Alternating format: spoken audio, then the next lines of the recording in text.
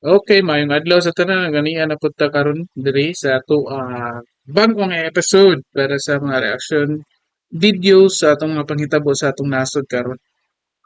Maayong pag-abot diri sa YouTube Tabunon PH. Para sa katong bago lang naabot, palihog sa pagtanong sa atong mga videos, pag-share, pag-subscribe sa atong channel para sa kasayuran, may kalibutan sa ato ang panghitabo sa ato ang nasod karon. O again, naana po tayo video karon. Ah, balita kining gikan sa GMA News, GMA Integrated News. Atong kuha man na po nilang video para ato ang i-evaluate. May kalabutan kini sa pag-approve sa pag-deliberate karon sa budget kabahin sa AKAP. Okay.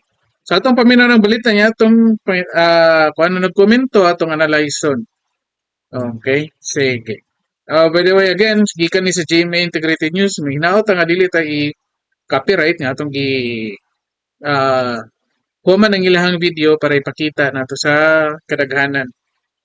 Labi na sa mga sumusunod ni atong channel, Yutang Tabunan PH. Okay, so mao ni ang balita. Tinanggal na ng Senado sa kanilang bersyon ng 2025 budget ng DSWD ang pondo para sa AKA program. Pero inalmahan yan ng leader ng Kamara na iginiit na maraming minimum wage earner ang umaasa sa programa. Nakatutok si Sandra Aguinaldo. Medyo laga nga to ang video, laga nga to ang internet. Okay, so ang AKAP, ang target daw niya, earner. So later na i-define nilang AKAP para masabtan yun kung sa definition na nila. Okay, and nag-start ni karon lang 2024 na ni mga nakadawat ani. I don't know kung kano mo mga tumatanaw ni nga channel o nagapaminaw. Labi na sa katong mga wage earners nakadawat ba mo ani? Kung tinuod ni nga para sa minimum wage earners. Siya ito ipadayon. May namumuong gilian sa pagitan ng Senado at Kamara kaugnay sa pondo para sa ayuda para sa kapos ang kita program o AKAP. Ayuda para sa kapos ang kita program. Manang AKAP, ayuda para sa kapos ang kita program. Okay? Sunod ito ng anunsyo ni Senador Amy Marcos, sponsor ng budget ng DSWD, na inalis na ang AKAP sa Senate version ng Senado. Nakakalito po at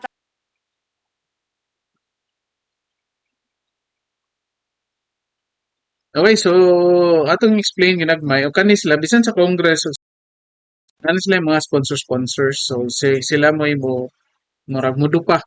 Okay, kung naay i-request nga budget ng sa paggamit kaning mga sponsors mao ni mga mudo pa in kaso og may mga inquiry ang ilang mga kauban sa Congress o Senate nga unsay nahitabo nganong ngayon naning paggasto ngayon nani ang paggamit so sila mo'y manubagan na kay ba ni sila.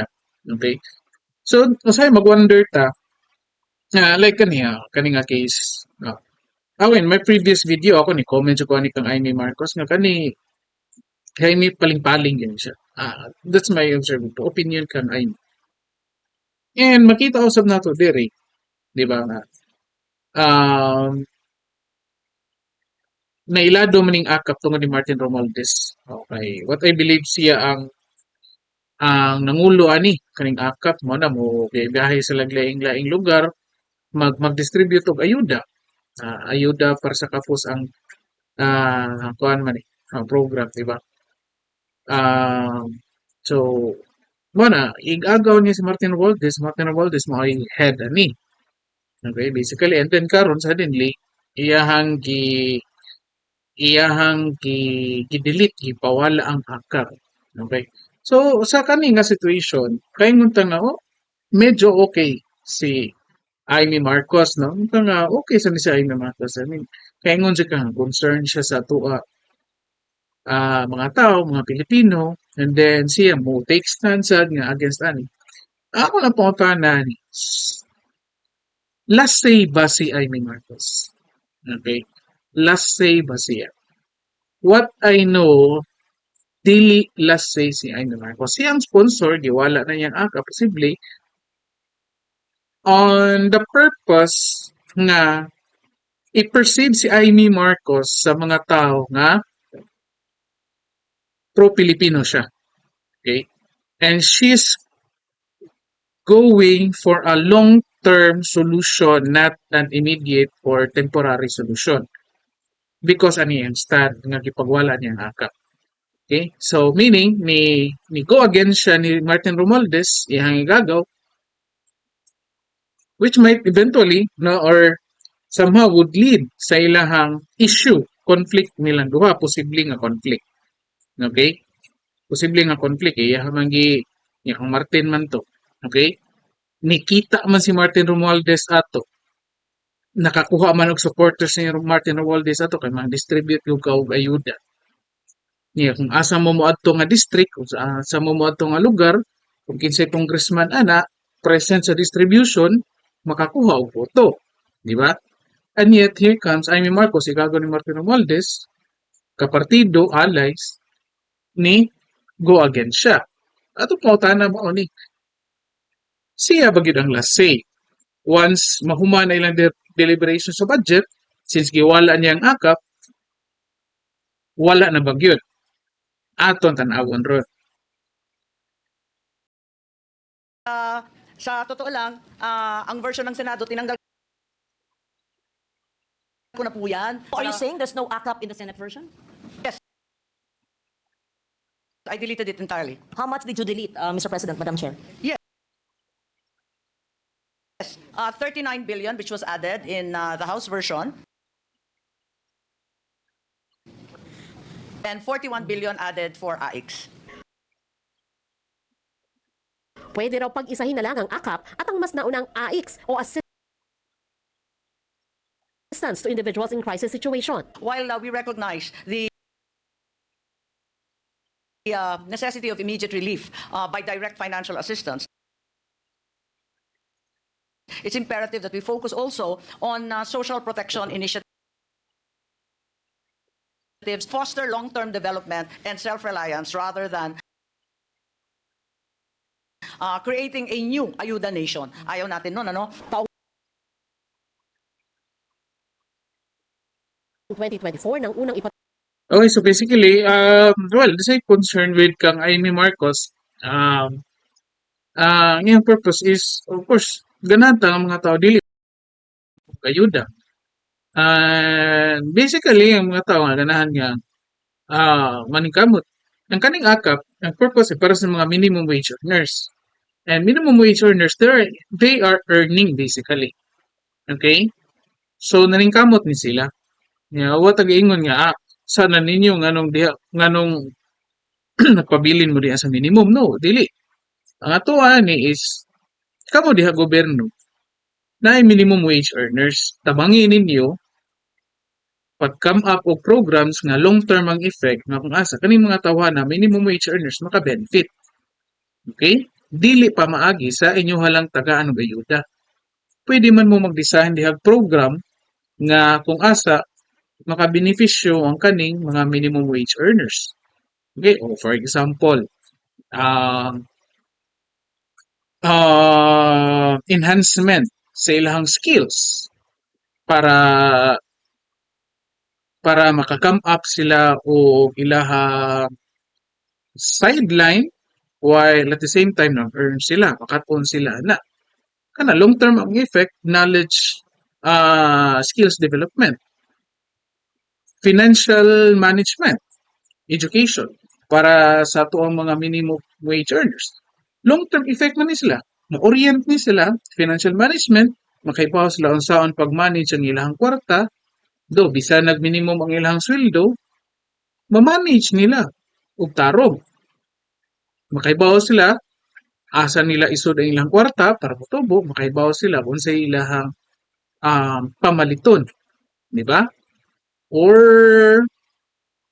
mag-come up og program nga kung asa makatabang ang gobyerno sa pag-provide og supplies, magamit ang resources sa gobyerno in a manner nga maka-provide og supplies sa mga minimum wage earners kung asa minimal lang ang ilahang magasto.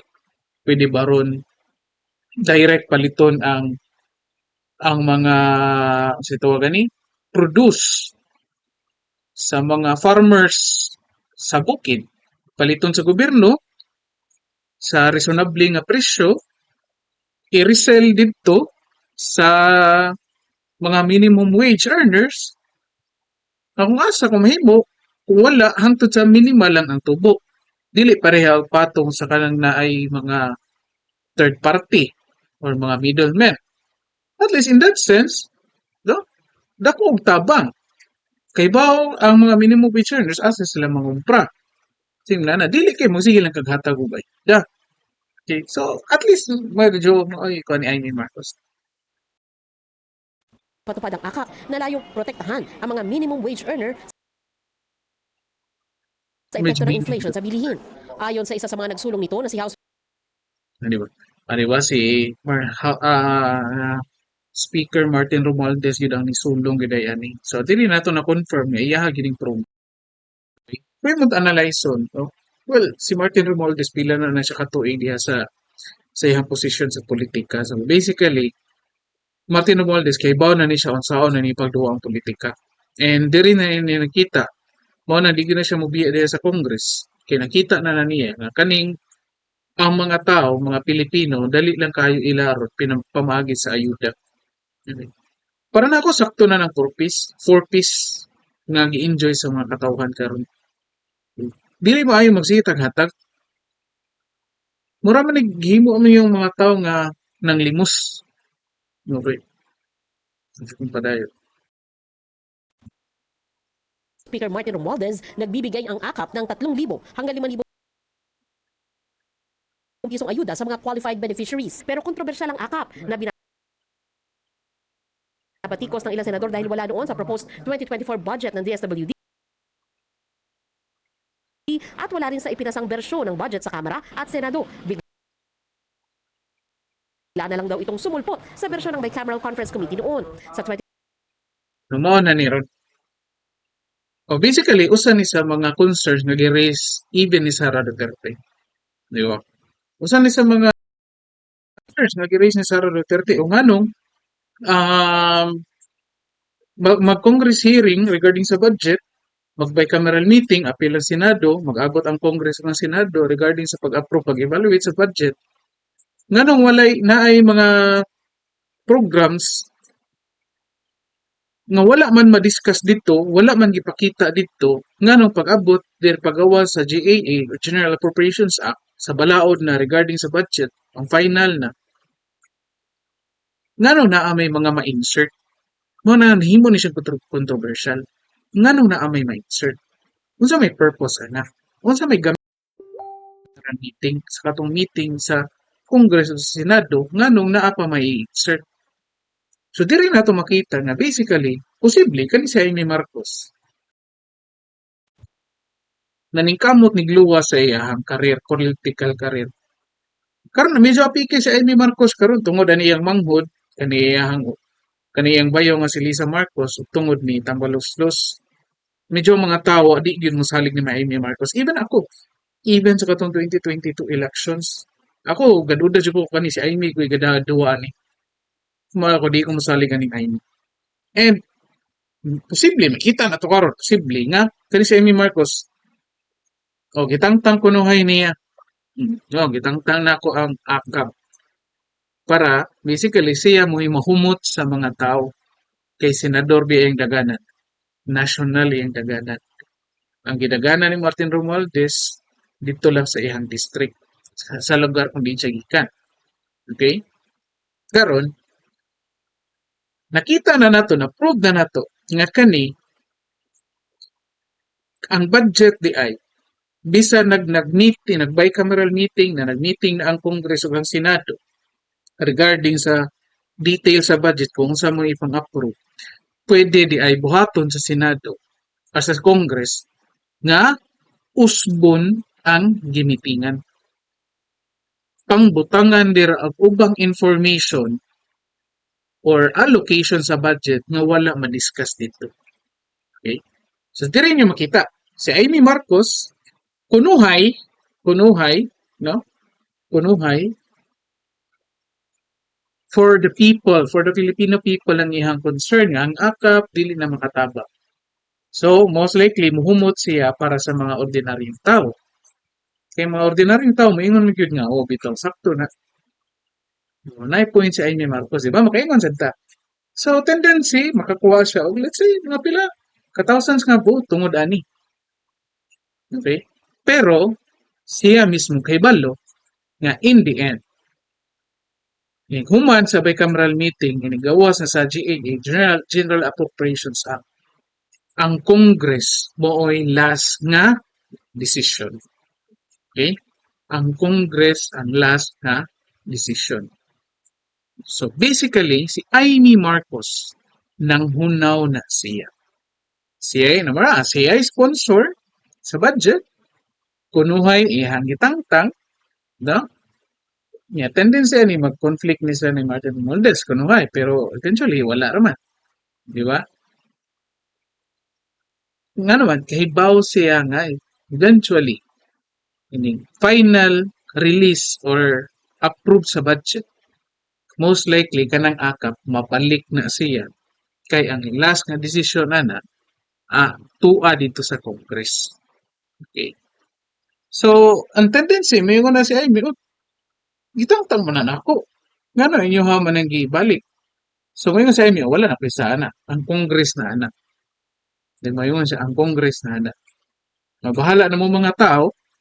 Anyway, ang national, ang Luzon, Mindanao, ubang part sa Visayas kung asa dili wala masakop ni Martin Romualdez, di man makavote ni Martin Romualdez. Okay?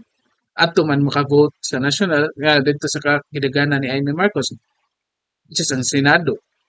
Yeah. Ang perception karon sa mga tao, kayo nga, may sinig idea sa Amy Marcos, no? So basically, murag giilad. Kani ato ning atngan. Ato ning atngan, kung unsa di final nga mugawas ni ini, after nila ipagawas ng GAA, kung unsa gid ang approved budget ani. Atong atngan kung naa pa ba gyud ni ang akap or wala na, or kung unsa gyud final decision ani sa Congress. Ato ipadayon. 2025 budget, triple ang inilaang pondo para dito mula sa 13 billion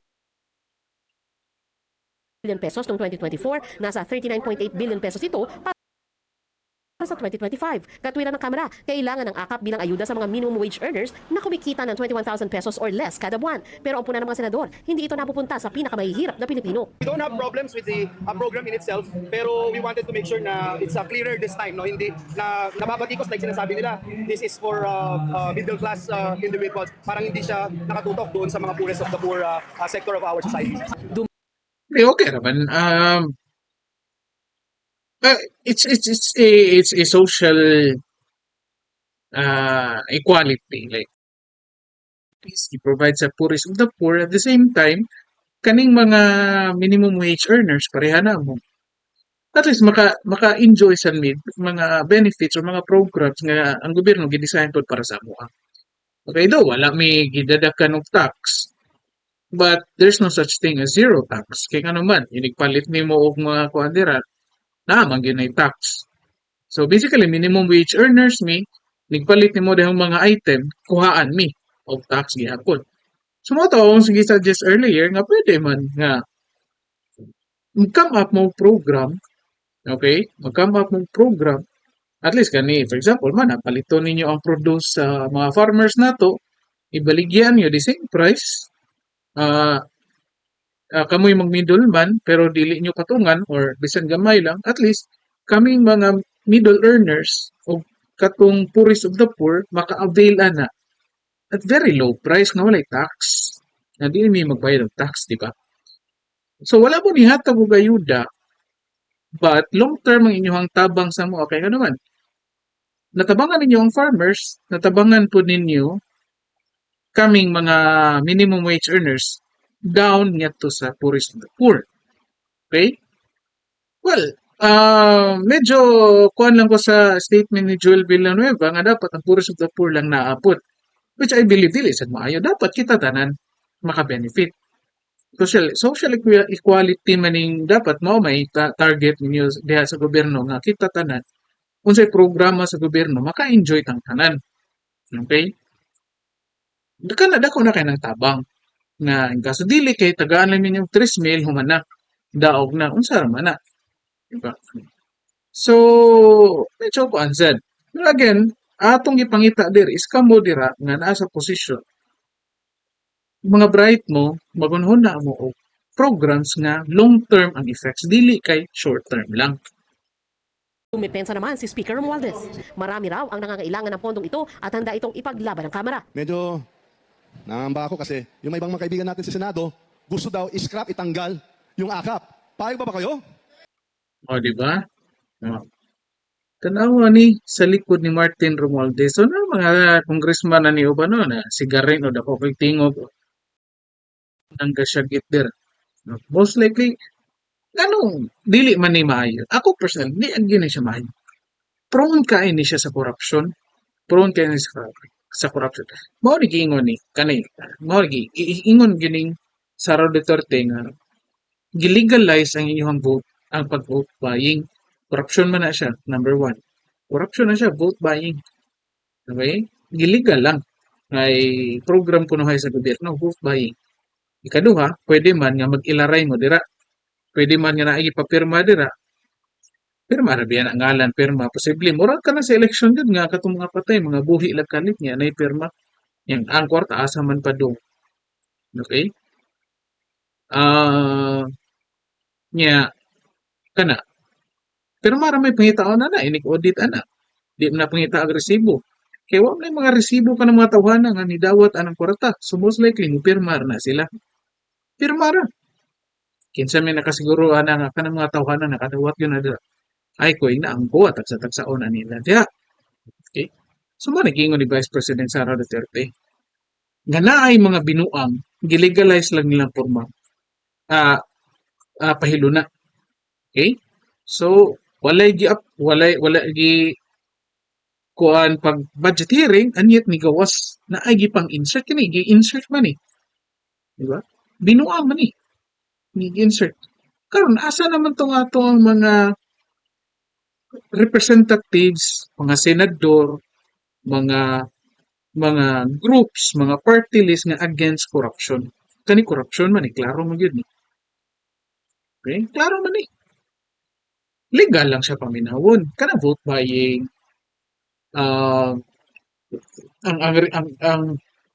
outcome ni ba vote buying nga corruption yun nga kanang ibulsa yun nimo kay dili tinuod ang mga tawhana nga nidawat ya pirma lang kay dergo na buhatan nimo pirma ugan pa di ba so, makita na to diri so asa na to sila katong kunuhay mga against corrupt practices asa naman to sila kani klaro man ni siya nga corruption nga nang wa may ni fight ani ngano nagpadayon man ni siya di ba nya kamo karon dira kusog mo ni namasangi Vice President Sara Duterte nga corrupt di ba to paminawon Kayo, tatanggalin ba natin yung akap? O, ano sabihin natin sa mga senador? Tatanggalin ba natin? Inutusan na ni Romualdez ang House Appropriations Committee na sikaping so kami tanan mga minimum wage earners ditong nag-attend sa iyahang sa iyahang tapok-tapok likely minimum wage earners to man na dito nagtrabaho man nag 8 to 5 9 to 6 no way mo to mga tan-awon sus kilat-kilat maibalik ang akap kapag tinalakay na ang National Budget sa Bicameral Conference Committee. Sa Senado, ay hindi yata Aga, itong balikon, sila bumababa masyado. itong balikon ha sa to statement Budget sa Bicameral Conference Committee. Sa Senado, ay Maibalik ang akap kapag inutusan na ni Romualdez ang House diba ang statement inutusan ni Martin Romualdez grabihan wala man gyud giingon nga gi-request at wa ang statement is inutusan ni Martin Romualdez. Grabe no. House Appropriations Committee na sikaping maibalik ang akap kapag tinalakay na ang National Budget sa Bicameral Conference Committee. Ay, inutusan ni Martin Romualdez nga ibalik. Senado, ay hindi yata nakakaintindi yata kasi hindi yata sila bumababa masyado. Nakikita po natin ay ito po ang atol kung gusto ng mga kababayan ko natin itong NAP ng programa galing sa DSWD. Kaya sasabihin ko na sa ating mga kaibigan sa Senado, umikot na lang muna kayo. At tanong mo Diba? Kung makita naman like ako, dili ko expert of body language, but kaya mo tanaw sa Martin Romualdez ani during the interview, kani iyang mata, iyang eye movement sa ulo, insincere kayo. Like pa na, insincere kayo. Yeah, klaro kay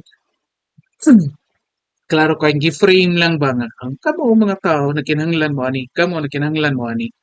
Kay mao niya mong nakita. So dapat na ani, okay?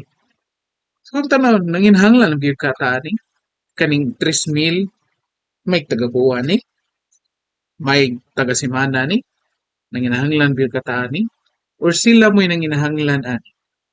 Gipaagi lang kunuhay nga kita.